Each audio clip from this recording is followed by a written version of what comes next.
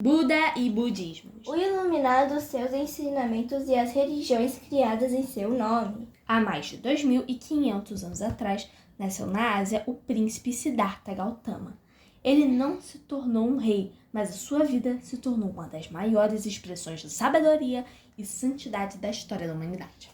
Ele ficou conhecido como Buda, palavras do idioma sânscrito, que significa iluminado. Siddhartha vivia em uma sociedade muito desigual. Destinado a ser rei, ele estava cercado de todos os prazeres e alegrias, mas ele sentia uma inquietação a respeito do sofrimento. Por qual razão é necessário haver sofrimento? Será que o sofrimento é inevitável? Muitos de nós podemos ter pensado assim vez ou outra. Contudo, o mais natural é esquecermos esse tipo de ideia e tentarmos desfrutar da vida com o melhor que temos. Mas Siddhartha acreditava que o sofrimento de todos os seres era algo a ser enfrentado e vencido.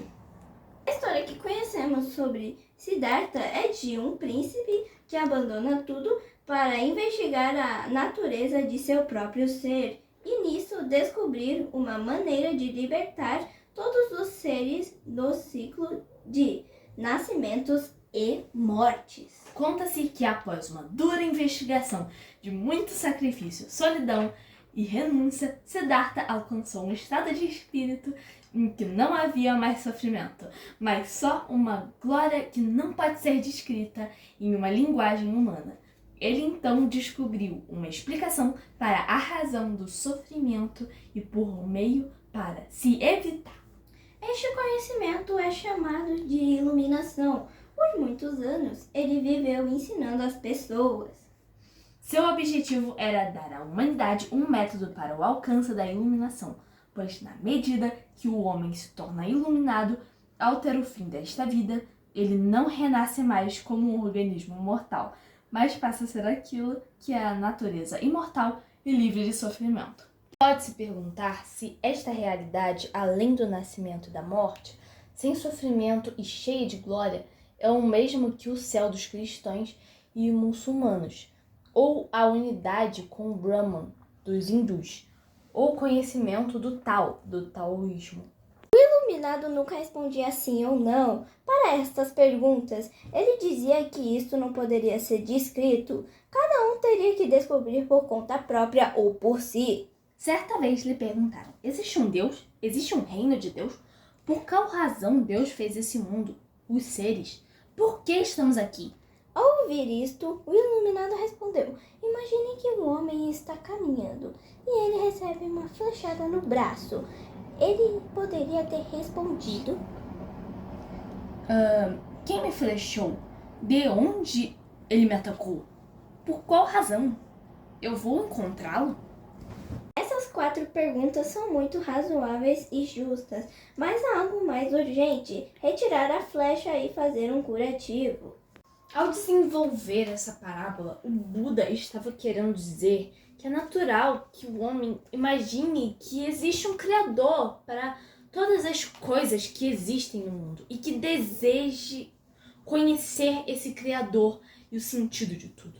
Mas o que o iluminado via como mais urgente era resolver o problema do sofrimento dos seres e retirar essa flecha. Então, quando dizemos que o budismo é uma religião ateísta, é um erro. Mas afinal, o que o Buda nos ensinou? Que o sofrimento é a marca da existência dos seres. Todos vão envelhecer, adoecer, morrer, e nisso vão se separar do que amam, de tudo que amam. Que esse é o sofrimento é causado pelo desejo dos seres por manter para sempre as coisas que, por natureza, são passageiras e que um dia vão acabar. Que há um método de se escapar do sofrimento. Este método é treinar a mente para que ela não se apegue a coisas passageiras do mundo. Que existe um método para se purificar a mente e um dia não ter mais qualquer apego. Essas 4 ideias o Buda chamou de as quatro nobres verdades.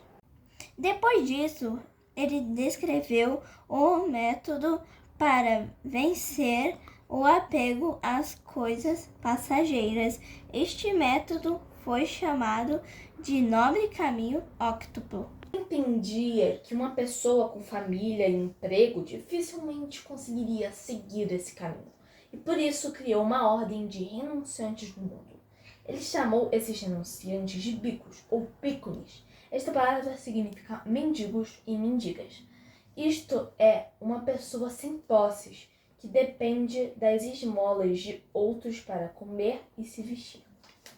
Talvez possa parecer estranho ouvir que a melhor forma de se tornar nobre seja se tornando um mendigo, mas não foi só Buda que ensinou isto. 500 anos depois do Buda, um iluminado professor entre os judeus da Palestina disse: "Bem-aventurados os mendigos de espírito, pois deles é o reino dos céus."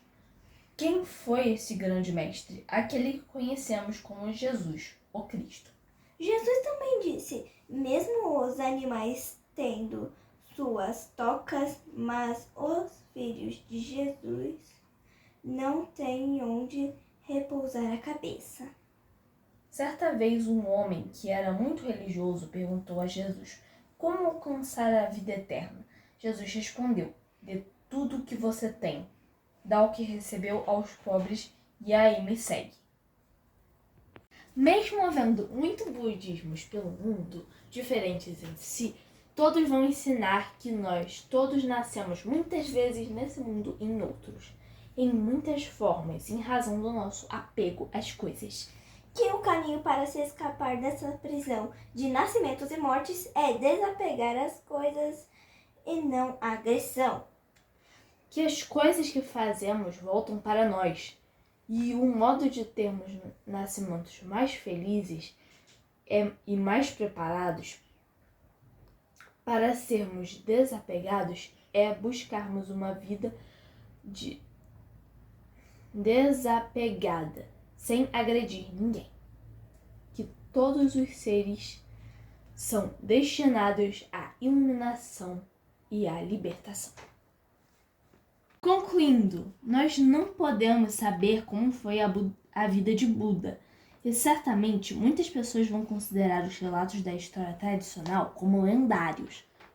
Certamente os muitos budismos que estão hoje no mundo são constituições culturais muito complexas e talvez o próprio Buda não reconheça muito desses budismos como ligados aos seus ensinamentos.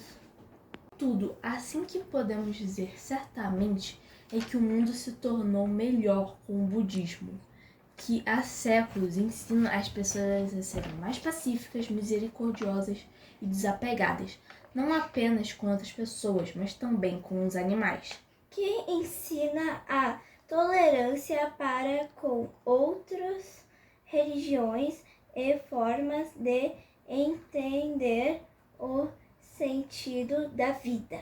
Que todos nós, budistas ou não, possamos sempre lembrar com respeito e afeição para o nome de Siddhartha Gautama, para o seu luminoso legado espiritual com o mundo.